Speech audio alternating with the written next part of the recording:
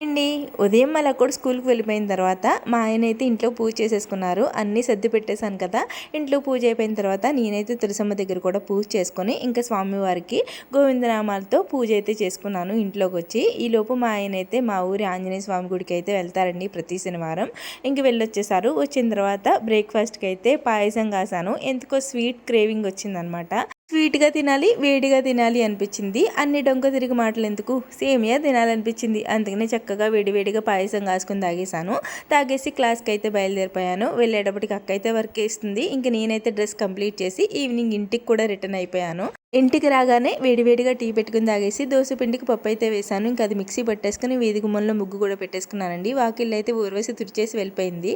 ముగ్గు మట్టుకు నేనే పెడతానని చెప్పాను. అందుకని కల్లాపు చల్లలేదు. ఇంకా కల్లాపు చల్లి ముగ్గు పెట్టేసి ఇంకా లక్కోడిని అయితే చదివించేసి డిన్నర్కి అయితే దోశలు వేస్తున్నానండి. వేడివేడిగా దోశలు తినేసి పడుకోవడమే. మీరైతే ప్లీజ్ వీడియోని లైక్ చేయండి. బాయ్.